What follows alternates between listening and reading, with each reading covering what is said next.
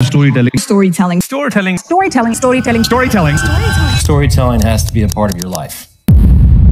உங்க ஐடியாஸை இன்ட்ரெஸ்டிங்காக கம்யூனிகேட் பண்ண அதுக்கு ஸ்டோரி டெல்லிங் ரொம்ப முக்கியம். 2024 யூனிவர்சிட்டி ஆஃப் கொலோன் நடத்தின ஒரு ரிசர்ச்ல பீப்புளை 2 குரூப்பா பிரிச்சிருக்காங்க. அதுல குரூப் ஏல இருக்கிற பீப்புளுக்கு ஃபுல்லா நம்பர்ஸ், பெர்சன்டேஜ் அண்ட் ஸ்டாட்டிஸ்டிக்ஸ் மட்டுமே இருக்கிற ஒரு மெட்டீரியலா படிக்க கொடுக்குறாங்க. அண்ட் குரூப் பில இருக்கிற பீப்புளுக்கு அதே இன்ஃபர்மேஷன்ஸை ஸ்டோரிஸா கன்வெர்ட் பண்ணி வச்சிருந்த ஒரு மெட்டீரியலா படிக்க கொடுக்குறாங்க. இந்த ரிசர்ச்சோட கோல் 24 ஹவர்ஸ்க்கு அப்புறம் இந்த 2 குரூப்ல எந்த குரூப் அதே இன்ஃபர்மேஷன்ஸை ஞாபகம் வச்சிருக்காங்க அப்படிங்கிறது. ஸோ 24 ஹவர்ஸ் கழிச்சு இந்த 2 குரூப்பையும் செக் பண்ணி பார்க்கும்போது ரிசல்ட் ரொம்ப ஷாக்கிங்கா இருந்திருக்கு. குரூப் ஏ பீப்புள் படிச்சதுல 73% ஆஃப் த இன்ஃபர்மேஷன்ஸை சுத்தமா மறந்துட்டாங்க. பட் அதே குரூப் பி பீப்புள் வெறும் 32% மட்டும் தான் மறந்துருக்காங்க. அதாவது ஜஸ்ட் டேட்டாவை மட்டும் வச்சு படிச்சவங்களை விட அது ஒரு கதையா படிச்சவங்கனால நிறைய இன்ஃபர்மேஷன்ஸை ஈஸியா ஞாபகம் வச்சுக்க முடிஞ்சிருக்கு. So this study prove that our brain remember stories far better than facts. இப்போ எப்படி ஏஐயோட டிமாண்ட் ஒவ்வொரு நாள் இன்க்ரீஸ் ஆயிட்டு இருக்கோ அதே மாதிரி ஸ்டோரி டெல்லிங்கோட டிமாண்டும் ஒவ்வொரு நாள் அதிகமாயிட்டே இருக்கு. 2025ல 15 பில்லியனா இருக்கிற ஸ்டோரி டெல்லிங் மார்க்கெட் சைஸ் 2033ல 42 பில்லியனா எக்ஸ்பேண்ட் ஆக போகுது. அதாவது இப்போ எப்படி நம்ம ஏஐ அண்ட் கம்யூனிகேஷனுக்கு ப்ரியாரிட்டி தரமோ அந்த மாதிரி ஃபியூச்சர்ல ஸ்டோரி டெல்லிங்க்கும் சேர்த்து நம்ம ப்ரியாரிட்டி தர மாதிரி இருக்கும். ஸோ நீங்க ஒரு ஸ்டூடெண்டா இருக்கலாம், ஒர்க்கிங் ப்ரொஃபஷனலா இருக்கலாம், இல்ல ஒரு கிரியேட்டரா கூட இருக்கலாம். If you really want to stand out from the crowd you need to master storytelling. So இந்த வீடியோல எக்ஸாக்ட்லி ஸ்டோரி டெல்லிங்னா என்ன,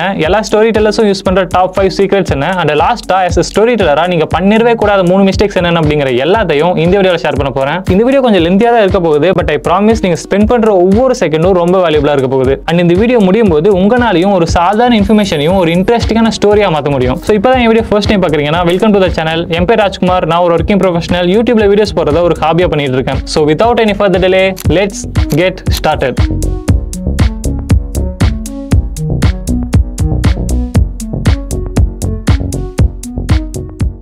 நீங்க கேட்கலாம் ஸ்டோரி டெல்லிங் பத்தி உனக்கு என்ன தெரியும் அப்படின்னு. அது சொல்றதுக்கு முன்னாடி ஒரு சின்ன ஸ்டோரி. அக்டோபர் 2, 2021 நான் காலேஜ் படிச்சுட்டு இருக்கும்போது தான் என் ஃபர்ஸ்ட் வீடியோவை யூடியூப்ல அப்லோட் பண்ணேன். எல்லா கிரியேட்டர்ஸும் போல எனக்கும் சில ட்ரீம்ஸ் இருந்துச்சு. வீடியோஸ் நல்லா ரீச் ஆகணும், ஒரு ஸ்ட்ராங் கம்யூனிட்டி பில்ட் பண்ணணும், அந்த சேனலை மானிடைஸ் பண்ணணும் அப்படின்னு. பட் ப்ராப்ளம் என்னன்னா இதெல்லாத்தையும் எப்படி அச்சீவ் பண்றதுன்னு தெரியல. ஸோ எல்லா யூடியூப் குருவும் சொல்ற மாதிரி கன்சிஸ்டன்டா வீடியோஸ் போட்டா போதும், இதெல்லாமே ஈஸியா அச்சீவ் பண்ணிடலாம் நினைச்சு டெய்லியும் வீடியோஸ் போட ஆரம்பிச்சேன். 10 வீடியோஸ் 20 வீடியோஸ் ஆச்சு, 20 வீடியோஸ் 40 வீடியோஸ் ஆச்சு, 40 வீடியோஸ் 80 வீடியோஸ் ஆச்சு. பட் ஸ்டில் எந்த ஒரு growth-ம் இல்ல. ஓகே, வெறும் 80 வீடியோஸ்ல பெருசா எதுவும் எக்ஸ்பெக்ட் பண்ணக்கூடாதுன்னு மனசு தேத்திக்கிட்டு அகைன் வீடியோஸ் போறதை கண்டினியூ பண்ணேன். ஒரு கட்டத்துல 80 வீடியோஸ் 160 வீடியோஸா மாறிச்சு. பட் ஸ்டில் எந்த ஒரு growth-ம் இல்ல. நினைச்சு பாருங்க, காலேஜ் முடிச்சுட்டு வந்து கூட இருக்கிற பசங்க எல்லாம் வீடியோ கேம்ஸ் விளையாடிட்டு மூவிஸ் பார்த்துட்டு அந்த பொண்ணுங்க கூட கடலை போட்டுட்டு இருக்கும்போது நாம ஒரு பக்கம் உட்காந்து புதுசா ஒன்று ட்ரை பண்ணி அதுக்கு எந்த ரிசல்ட்டும் வரலன்னு தெரியும் போது ரொம்ப கஷ்டமா இருக்கும். அதுவும் நிறைய டைம் கம்முன்னு நம்மளும் அவங்கள மாதிரியே ஜாலியா இருந்திருக்கலாம் போல, இதெல்லாம் நமக்கு செட் ஆகுது போல, கம்முன்னு இதெல்லாம் விட்டுலாம் போல அப்படின்னு யோசிக்காத நாளே இல்லை. ஸோ அப்படி ஒரு நாள் திங்க் பண்ணிட்டே இருக்கும்போது தான் என் ரூம்ல ஒட்டி வச்சிருந்த ஒரு போஸ்டர் கண்ணில் பட்டுச்சு. Hard work never fails. அது அப்படியே பார்த்துட்டே இருக்கும்போது தான் சடனா ஒன்று ஸ்ட்ரைக் ஆச்சு.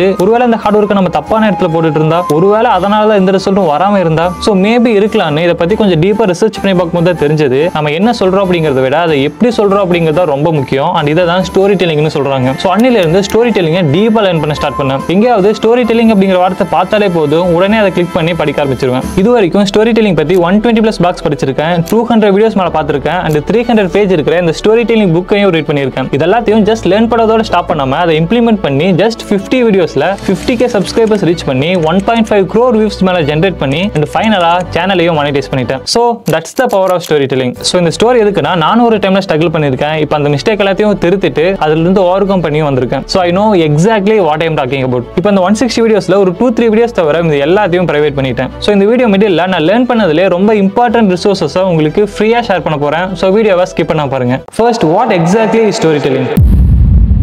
கம்யூனிகேஷன்னா ஒரு கேரக்டர் பாயிண்ட் ஏல இருந்து பாயிண்ட் பிக்கு போனார்னு சொல்றது. பட் அதே ஸ்டோரி டெல்லிங்னா அந்த கேரக்டர் ஏன் பாயிண்ட் ஏல இருந்து பாயிண்ட் பிக்கு போக டிசைட் பண்ணாரு, போகிற வழியில என்ன மாதிரியான சேலஞ்சஸ் ஃபேஸ் பண்ணாரு, அண்ட் லாஸ்டா எப்படி பாயிண்ட் பிக்கு ரீச் ஆனார்னு சொல்றது தான் ஸ்டோரி டெல்லிங். இந்த ரெண்டுமே ஒரே இன்ஃபர்மேஷன் தான், பட் சொல்ற விதம் வேற. இப்போ ஒரு கேரக்டர் பாயிண்ட் ஏல இருந்து பாயிண்ட் பிக்கு போனார்னு சொல்லும்போது இதை கேட்கிற ஆடியன்ஸ்க்கு எப்படி இருக்கும்னா, பட் அதே அவர் ஏன் இங்க போக டிசைட் பண்ணாரு, என்ன மாதிரியான சேலஞ்சஸ் ஃபேஸ் பண்ணாரு, அண்ட் அதை எப்படி ஓவர் கம் பண்ணி வந்தாரு அப்படின்னு சொல்லும்போது இன்ஃபேக்ட் அந்த ஸ்டோரியை அவங்களோட ஓன் ஸ்டோரியா கன்சிடர் பண்ணுவாங்க. Why? That's the power of storytelling. In very simple words, communication delivers information, but storytelling makes that information unforgettable. So இப்போ இந்த 5 டெக்னிக்ஸை யூஸ் பண்ணி எப்படி எந்த ஒரு இன்ஃபர்மேஷனையும் ஒரு இன்ட்ரெஸ்டிங்கான ஸ்டோரியா மாத்துறதுன்னு பார்க்கலாம். 5 secrets of storytelling. First technique, context. Without context, a story is like a body without head. Context இல்லாத ஸ்டோரி தலை இல்லாத உடம்பு மாதிரி. எப்படி நம்ம உடம்புக்கு தலை ரொம்ப முக்கியமோ அதே மாதிரி ஸ்டோரிக்கும் கான்டெக்ஸ்ட் ரொம்ப முக்கியம். கான்டெக்ஸ்ட்னா அந்த ஸ்டோரி எங்க ஆரம்பிக்குது, எப்போ ஆரம்பிக்குது, யார் ஆரம்பிக்கிறாங்க அண்ட் எதனால ஆரம்பிக்குது, இது சொல்றது தான் கான்டெக்ஸ்ட். ஃபார் எக்ஸாம்பிள், இந்த வீடியோ ஸ்டார்டிங்ல ஒரு ரிசர்ச்சோட ஆரம்பிச்சிருப்பேன். அந்த ரிசர்ச் எப்படி ஆரம்பிச்சிருப்பேன்னா 2024ல யூனிவர்சிட்டி ஆஃப் கொலோன் நடத்தின ஒரு ரிசர்ச்ல பீப்புளை 2 குரூப்பா பிரிச்சிருக்காங்க. இதுல இது எப்போ நடந்துச்சு? 2024. இது யார் நடத்துனாங்க? University of Cologne. Where and who, இந்த ரெண்டையும் சொல்லிட்டு தான் ஸ்டோரிக்குள்ளேயே போறோம். அதே மாதிரி என்னோட பர்சனல் ஸ்டோரி எடுத்துக்கிட்டீங்கன்னா October 2, 2021 நான் காலேஜ் படிச்சுட்டு இருக்கும்போது தான் என் ஃபர்ஸ்ட் வீடியோவை யூடியூப்ல அப்லோட் பண்ணேன். எல்லா கிரியேட்டர்ஸும் போல எனக்கும் சில ட்ரீம்ஸ் இருந்துச்சு.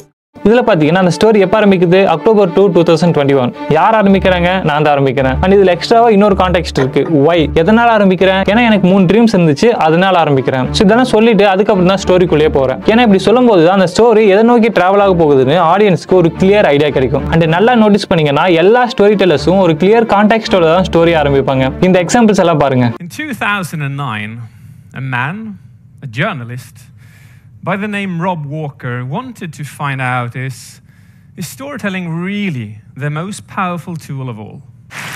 A tourist is backpacking through the Highlands of Scotland, and he stops at a pub to get a drink, and the only people in there is a bartender and an old man nursing a beer, and he orders a pint, and they sit in silence for a while, and suddenly the old man turns to him and goes, "You see this bar?" So always remember, எப்பெல்லாம் story சொல்றீங்களோ அப்பெல்லாம் ஒரு clear கான்டெக்ஸ்டோட அந்த ஸ்டோரியை start பண்ணுங்க. ஏன்னா ஒரு context சொல்லிட்டு ஸ்டோரி ஆரம்பிச்சாதான் அந்த ஸ்டோரி எதை நோக்கி டிராவல் பண்ண போகுதுன்னு ஆடியன்ஸ்க்கு ஒரு கிளியர் ஐடியா கிடைக்கும். Second technique, conflict. Conflict is the heart of storytelling. Every story is really about a problem. Every story is about a character trying to accomplish something and having an obstacle. And what they do, what action they take in the face of the obstacles is your story. Context இல்லாம conflict இல்ல, conflict இல்லாம ஸ்டோரியே இல்ல. சிம்பிளா சொல்ல போனா கான்ஃப்ளிக்ட்னா ஒரு கேரக்டருக்கு ஒன்று வேணும், அதாவது ஒரு ஹீரோக்கு ஒன்று அச்சீவ் பண்ணணும். அது அடையிற வழியில எந்த மாதிரியான ப்ராப்ளம்ஸ் ஃபேஸ் பண்றாங்க அப்படிங்கிறது தான் கான்ஃப்ளிக்ட். ஃபார் எக்ஸாம்பிள், அகைன் என்னோட பர்சனல் ஸ்டோரி எடுத்துக்கிட்டீங்கன்னா நான் இங்க மென்ஷன் பண்ணியிருப்பேன், நான் வீடியோஸ் போட ஸ்டார்ட் பண்ணேன் ஏன்னா எனக்கு 3 ட்ரீம்ஸ் இருந்துச்சு அப்படின்னு. ஓகே, 3 ட்ரீம்ஸ் இருந்துச்சு, அதை நினைச்ச உடனே அது அப்படியே நடந்துருச்சா? இல்ல, இங்கே தான் ஃபர்ஸ்ட் கான்ஃப்ளிக்ட் வருது, க்ளூலெஸ். ப்ராப்ளம் என்னன்னா இது எல்லாத்தையும் எப்படி அச்சீவ் பண்றதுனே தெரியல. ஃபார் எக்ஸாம்பிள், நம்ம ஒரு டெஸ்டினேஷனை ரீச் பண்ணணும்னு நினைக்கிறோம், பட் எப்படி போறதுனே தெரியலன்னா அது ஒரு பெரிய ப்ராப்ளம் தானே. அதுதான் இங்க ஃபர்ஸ்ட் கான்ஃப்ளிக்டா இருக்கு, clueless. And second conflict, disappointment. For example, நம்ம இந்த வழியா போனா நம்ம கோலை ரீச் பண்ணிடலாம்னு நினைச்சு போயிட்டு இருப்போம், பட் பாதி தூரம் போனதுக்கு அப்புறம் அது தப்பான வழின்னு தெரிஞ்சா எப்படி இருக்கும்? அதுதான் இங்க என் ஸ்டோரியிலேயே நடந்திருக்கு. நான் 160 வீடியோஸ் போட்டுட்டேன், 160 வீடியோஸ் போட்டதுக்கு அப்புறம் தான் தெரிஞ்சிச்சு நான் ஒரு தப்பான வழியில போயிட்டு இருக்கேன் அப்படின்னு. ஸோ இதுதான் கான்ஃப்ளிக்ட். நீங்க எந்த ஒரு மூவி வேணும் எடுத்துக்கோங்க, எல்லா மூவியுமே இந்த கான்ஃப்ளிக்ட்டை பேஸ் பண்ணி தான் இருக்கும். அதாவது ஹீரோ ஆர் ஹீரோயின் ஒரு ஹாப்பியான லைஃபா வாழ்ந்துட்டு இருப்பாங்க, பட் திடீர்னு அவங்களுக்கு ஒரு பெரிய ப்ராப்ளம் வரும். அப்புறம் அந்த ஹோல் ஸ்டோரியுமே அவங்க அந்த ப்ராப்ளமா ஓவர் கம் பண்ணாங்களா இல்லையா அப்படிங்கிறது தான் கம்ப்ளீட் ஸ்டோரியாவுமே இருக்கும். அந்த கான்ஃப்ளிக்ட் மட்டும் இல்லைன்னா ஆக்சுவலி அது ஸ்டோரியே இல்லைன்னு வைங்களேன். ஃபார் எக்ஸாம்பிள், நம்ம எல்லாருக்குமே ரொம்ப பிடிச்ச லோகேஷ் கனகராஜோட கைதி மூவி எடுத்துக்கலாம். பரவாயில்ல வெளிவந்த கைதி 10 வருஷம் கழிச்சு ஃபர்ஸ்ட் டைமா அவங்க பொண்ணை மீட் பண்ண போயிட்டு இருப்பாரு. பட் அன்எக்ஸ்பெக்டடா ஒரு துளி கூட நினைச்சு பார்க்காத மாதிரி அவருக்கு ஒரு ப்ராப்ளம் வந்துடும். அன்கான்சியஸா இருக்கிற நிறைய போலீஸ் ஆஃபீஸர்ஸை காப்பாற்ற வேண்டியதா இருக்கும், அண்ட் அவங்கள ஒரு ட்ரக் மாஃபியா கிட்ட இருந்து காப்பாற்ற வேண்டியதா இருக்கும். அண்ட் அதுக்கப்புறம் கான்ஃப்ளிக்ட் மேல கான்ஃப்ளிக்டாவே போயிட்டு இருக்கும். நல்லா நோட்டீஸ் பண்ணீங்கன்னா இந்த கான்ஃப்ளிக்ட் இருக்கிறதால தான் அந்த ஸ்டோரியே ரொம்ப இன்ட்ரெஸ்டிங்கா போயிட்டு இருக்கும். கான்ஃப்ளிக்ட் இல்லாம இந்த ஸ்டோரி யோசிச்சு பாருங்களேன். ஜஸ்ட் ஜெயில இருந்து வெளிவந்த கைதி அவங்க பொண்ணை மீட் பண்றதுக்காக போயிட்டு இருப்பாரு, அவ்வளவுதான். ஸ்டோரி அவ்வளவுதான் இருக்கும். இதுல பெருசா எதுவும் இன்ட்ரெஸ்டிங்கா இல்ல. இந்த கான்ஃப்ளிக்ட் இருக்கிறதால தான் அந்த ஸ்டோரியே இன்ட்ரெஸ்டிங்கா மாறுது. Without conflict that's not a story, that's just an event. So always remember, எப்பெல்லாம் ஸ்டோரி எழுதுறீங்களோ அப்பெல்லாம் சில கான்ஃப்ளிக்ட்டை உங்க ஸ்டோரியில ஆட் பண்ணி ஆகணும். Third technique, emotion. People will forget what you told them, but they will never forget how you made them feel. I always like to break down what they want into 2 parts. Like they have an emotional need, like to find love or connection or for revenge or power or whatever. And then there's a specific immediate goal that they pursue in the story that satisfies that emotional need. Audience நீங்க சொல்ற வார்த்தைகளை மறந்துடுவாங்க, but அந்த வார்த்தைகள்னால நீங்க அவங்களை எப்படி feel பண்ண வச்சீங்க அப்படிங்கறத எப்பவுமே மறக்க மாட்டாங்க. அண்ட் அதுதான் எமோஷன். எல்லா ஸ்டோரிஸ்க்குமே சில எமோஷன்ஸ் இருக்கும். Happiness, sadness, fear, anger, guilty, disappointment, regret and etcetera. உங்களுக்கு ஒன்று தெரியுமா, ஹியூமனோட பிக்கெஸ்ட் ஸ்ட்ரென்த்தே எமோஷன் தான். அண்ட் அதே மாதிரி ஹியூமனோட பிக்கெஸ்ட் வீக்னஸும் எமோஷன் எமோஷன் தான். அண்ட் இதுல ஒரு குட் பார்ட் என்னன்னா, as a ஸ்டோரி டெல்லரா நம்மளோட பிக்கெஸ்ட் வெப்பனே இந்த எமோஷன் தான். ஏன்னா அந்த ஸ்டோரியில ஆடியன்ஸ் எப்படி ஃபீல் பண்ணணும் அப்படிங்கறத நாம தான் டிசைட் பண்ண போறோம். இன்னொரு எக்ஸாம்பிள் சொல்ல போனா அகைன் கைதி மூவி எடுத்துக்கலாம். இதுல நம்ம சொல்லியிருப்போம் அந்த கான்ஃபிளிக்ட் தான் ஸ்டோரியை இன்ட்ரெஸ்டிங்கா மாத்துச்சுன்னு சொல்லி. ஆனா அந்த கான்ஃபிளிக்டையும் தாண்டி ஒன்று இருக்கு, அதுதான் அப்பாவுக்கும் பிள்ளைக்கும் இருக்கிற ஒரு சென்டிமெண்ட். ஏன்னா அந்த மொத்த கான்ஃபிளிக்ட் நடக்கிறதுமே இந்த அப்பா பொண்ணு சென்டிமெண்ட்டை பேஸ் பண்ணி தான். அவரோட கான்ஃபிளிக்ட் எல்லாம் ஜெயிச்சாதான் அவரோட டெஸ்டினேஷன் அவங்க பொண்ணையே மீட் பண்ண முடியும். ஸோ ஒரு பக்கம் கான்ஃபிளிக்ட் ஸ்டோரி இன்ட்ரெஸ்டிங்கா மாத்துது, அண்ட் இன்னொரு பக்கம் எமோஷன் அந்த ஸ்டோரியை தூக்கி நிறுத்துது. ஸோ ஆல்வேஸ் ரிமெம்பர், எப்பெல்லாம் ஸ்டோரி சொல்றீங்களோ don't just inform, make them laugh, cry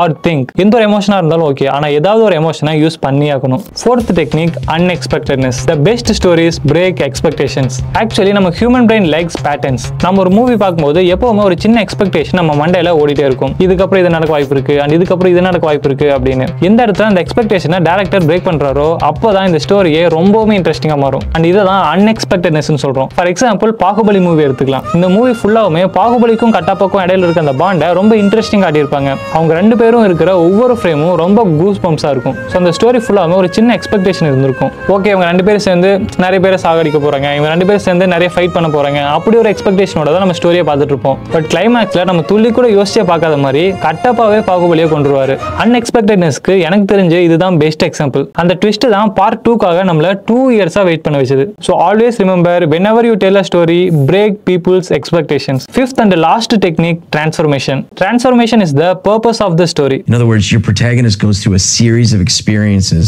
that lead to a transformation. Transformation in a story is a key element, and whether it comes through your main character or your main character changing everyone else, it doesn't matter. It's just that transformation is actually the purpose of a story. And sometimes it has a happy ending where the character triumphs, learns to deal with it. And sometimes it has a tragic ending where the character is unable to deal with it. சிம்பிளா சொல்ல போனா டிரான்ஸ்ஃபர்மேஷன்னா எப்படி ஒரு character ஜீரோல இருந்து hero ஆனார்னு சொல்றது தான். இதுலயே ரெண்டு விதமான டிரான்ஸ்ஃபர்மேஷன் இருக்கு. Happy transformation, sad transformation. ஹாப்பி டிரான்ஸ்ஃபர்மேஷன்னா ஒரு கேரக்டர் எப்படி ஜீரோல இருந்து ஹீரோ ஆனார்னு சொல்றது. பட் அதே சேட் டிரான்ஸ்ஃபர்மேஷன்னா எப்படி ஒரு கேரக்டர் ஹீரோல இருந்து ஜீரோ ஆனார்னு சொல்றது. சிம்பிளா சொல்ல போனா டிரான்ஸ்ஃபர்மேஷனே கான்ட்ராஸ்ட் பேஸ்டு தான். For example, poor to rich, fearful to confident, broken to healed, unknown to famous and etc. இப்போ என்னோட ஸ்டோரியில இருக்கிற கான்ட்ராஸ்ட் என்னன்னா கன்ஃபியூஷன் டு கிளாரிட்டி. ஸ்டார்டிங்ல கன்ஃபியூஸ்டா இருந்தேன், என்ன பண்றதுன்னு தெரியல, அண்ட் நிறைய மிஸ்டேக்ஸ் பண்ணிட்டு இருந்தேன். அப்புறம் ஸ்டோரி டெல்லிங் பத்தி லேர்ன் பண்ணதுக்கு அப்புறம் அந்த கன்ஃபியூஷன் ஓவர் கம் பண்ணி கொஞ்சம் கிளாரிட்டி கிடைச்சது. ஸோ இது ஒரு ஹாப்பி டிரான்ஸ்ஃபர்மேஷனுக்கு ஒரு எக்ஸாம்பிள். பட் அதே சேட் டிரான்ஸ்ஃபர்மேஷனுக்கு ஒரு எக்ஸாம்பிள் சொல்ல போனா சீதாராமன் மூவி எடுத்துக்கலாம். அந்த மூவில ஹீரோக்கும் ஹீரோயினுக்கும் இடையில இருக்கிற அந்த லவ் அண்ட் ரொமான்ஸை ரொம்ப அழகா காட்டியிருப்பாங்க. ஒவ்வொரு சீனுமே ரொம்ப இன்ட்ரெஸ்டிங்கா ரொம்ப சூப்பரா இருக்கும். பட் கடைசியில நடந்த அந்த கிளைமேக்ஸை நம்மளால அக்செப்ட் பண்ணிக்கவே முடியாது. இதுதான் சேட் டிரான்ஸ்ஃபர்மேஷன். ஸ்டார்டிங்ல ரொம்ப ஹாப்பியா காட்டிட்டு கடைசியில ரொம்ப சேடா காட்டுவாங்க. ஸோ ஒரு டிரான்ஸ்ஃபர்மேஷன் ஹாப்பியாகவும் இருக்கலாம், சேடாகவும் இருக்கலாம். டிரான்ஸ்ஃபர்மேஷனுக்கு அப்புறம் ஒரு சின்ன டேக் அவேவோட அந்த ஸ்டோரியை முடிக்கணும். ஸோ ஆல்வேஸ் ரிமெம்பர், எப்பெல்லாம் ஸ்டோரி சொல்றீங்களோ ஜஸ்ட் என்ன நடந்துச்சுன்னு மட்டும் சொல்லாதீங்க, அதை தாண்டி அந்த கேரக்டர் எப்படி டிரான்ஸ்ஃபார்ம் ஆனாருன்னு காட்டுங்க. ஸோ இந்த 5 டெக்னிக்ஸ் இருந்தா போதும் எல்லாராலையும் ஒரு கிரேட் ஸ்டோரி எழுத முடியும். இந்த 5 டெக்னிக்கோட ஃபர்ஸ்ட் லெட்டரை சேர்த்துனா இந்த வேர்டு தான் வருது. பட் இந்த வேர்டுக்கு எந்த ஒரு மீனிங்குமே இல்லை. ஸோ அதனால இதுக்கு நாம ஒரு நேம் தர போறோம், அதுதான் கியூட். இதுல ஒவ்வொரு லெட்டருக்குமே ஒரு மீனிங் இருக்கு. E means emotion, T means transformation, U means unexpectedness, Cக்கு மட்டும் 2 மீனிங் இருக்கு, கான்டெக்ஸ்ட் அண்ட் கான்ஃபிளிக்ட். ஸோ ஃபியூச்சர்ல நீங்க எப்பெல்லாம் ஸ்டோரி எழுதுறீங்களோ இந்த கியூட் ஃப்ரேம் ஒர்க்கை ஞாபகம் வச்சுக்கோங்க. ஸோ இந்த 5 டெக்னிக்குமே உங்க ஸ்டோரியில இருக்கான்னு பாத்துக்கோங்க. இருந்துச்சுன்னா கிரேட், இல்லைன்னா ஆட் பண்ணிக்கோங்க. கங்க்ராச்சுலேஷன், இப்போ நீங்க ஒரு ஸ்டோரி டெல்லர் ஆயிட்டீங்க. பட் இங்க தான் ரொம்ப கேர்ஃபுல்லா இருக்கணும். ஏன்னா as a ஸ்டோரி டெல்லரா நீங்க எப்பவுமே இந்த 3 மிஸ்டேக்ஸ் மட்டும் பண்ணிடவே கூடாது.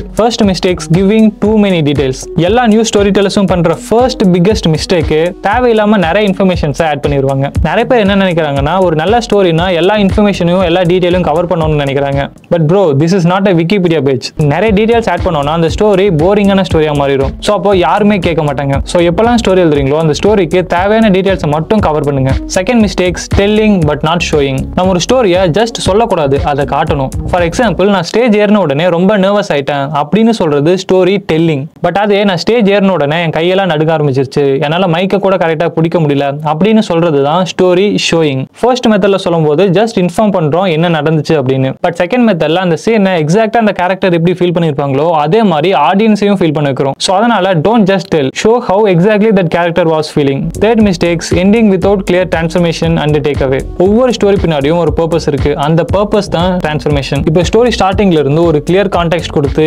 பயங்கரமா கான்ஃபிளிக்ட் ஆட் பண்ணி அழகா எமோஷன்ஸ் காட்டி நிறைய ட்விஸ்ட் எல்லாம் கொடுத்துட்டு கடைசியில் இந்த டிரான்ஸ்ஃபர்மேஷனை நல்லா காட்டாம போயிட்டோம்னா அந்த ஹோல் ஸ்டோரியுமே மீனிங்லெஸ்ஸா போயிடும். ஸோ அதனால you should finish the story with meaningful take away. இது வரைக்கும் பார்த்ததை ஒரு குயிக் சம்மரியா சொல்ல போனா ஒரு கிரேட் ஸ்டோரிக்கு 5 டெக்னிக்ஸ் தேவை. அதை தான் நம்ம சிம்பிளா கியூட் ஃப்ரேம் ஒர்க்னு சொல்றோம். ஃபர்ஸ்ட் ஒரு ஸ்டோரி ஆரம்பிக்கும் போது அந்த ஸ்டோரி எதை பத்தின்னு ஒரு கிளியர் கான்டெக்ஸ்ட் கொடுக்கணும். செகண்ட் அந்த ஸ்டோரியை இன்ட்ரெஸ்டிங்கா மாத்துறதுக்கு ஒரு ஸ்ட்ராங் கான்ஃபிளிக்ட் ஆட் பண்ணணும். தேர்ட் ஆடியன்ஸை அந்த ஸ்டோரி கூட கனெக்ட் பண்றதுக்கு எமோஷன்ஸை யூஸ் பண்ணணும். ஃபோர்த் அவங்க எக்ஸ்பெக்டேஷன்ஸை பிரேக் பண்ற மாதிரி அன்எக்ஸ்பெக்டட் ட்விஸ்ட்டை ஆட் பண்ணணும். அண்ட் லாஸ்டா அந்த கேரக்டர் எப்படி டிரான்ஸ்ஃபார்ம் ஆனாருன்னு ஒரு மீனிங்ஃபுல் டேக் அவேவோட அந்த ஸ்டோரியை முடிக்கணும். ஸோ இந்த 5 இன்கிரீடியன்ஸை யூஸ் பண்ணி ஒரு நல்ல ஸ்டோரியை குக் பண்ணும்போது இந்த 3 மிஸ்டேக்ஸை மட்டும் பண்ணிடவே கூடாது. ஃபர்ஸ்ட் தேவையில்லாம நிறைய டீடைல்ஸை ஆட் பண்ணவே கூடாது. செகண்ட் ஒரு ஸ்டோரியை சொல்றதை விட அதை கண்ணு முன்னாடி காட்டணும். தேர்ட் டேக் அவே இல்லாம ஒரு ஸ்டோரியை முடிக்கவே கூடாது. கங்க்ராச்சுலேஷன், இப்போ நீங்க ஒரு கம்ப்ளீட் ஸ்டோரி டெல்லர் ஆயிட்டீங்க. பட் இந்த இடத்துல பர்சனலா ஒரு சின்ன அட்வைஸ், இதெல்லாத்தையும் ஜஸ்ட் லேர்ன் பண்ணதோட ஸ்டாப் பண்ணாம அதை இம்ப்ளிமெண்ட் பண்ணி பாருங்க. நீங்க ஒரு கிரியேட்டரா இருந்தா அப்கமிங் வீடியோஸ்ல இந்த டெக்னிக்கை யூஸ் பண்ணி பாருங்க. இல்ல நீங்க ஒரு ஸ்டூடெண்ட் ஆர் ஒர்க்கிங் ப்ரொஃபஷனலா இருந்தா ஒரு நோட் எடுத்து உங்க ஐடியாஸை ஒரு இன்ட்ரெஸ்டிங்கான ஸ்டோரியா கன்வெர்ட் பண்ண ட்ரை பண்ணுங்க. Because practice makes you better. And என்னோட ஸ்டோரி டெல்லிங் ஜெர்னில நான் லேர்ன் பண்ணதுலேயே ரொம்ப இம்பார்ட்டன்ட் ரிசோர்சஸ் தான் இந்த வீடியோ டிஸ்கிரிப்ஷன்ல ஆட் பண்ணியிருக்கேன். ஸோ இந்த வீடியோ பிடிச்சிருந்துச்சுன்னா உங்களுக்கே தெரியும் என்ன பண்ணுவோம்னு, அதை மறக்காம பண்ணிருக்கேன். ஸோ அவ்வளோதான் வீடியோ. நெக்ஸ்ட் வீடியோவில் பார்ப்போம்.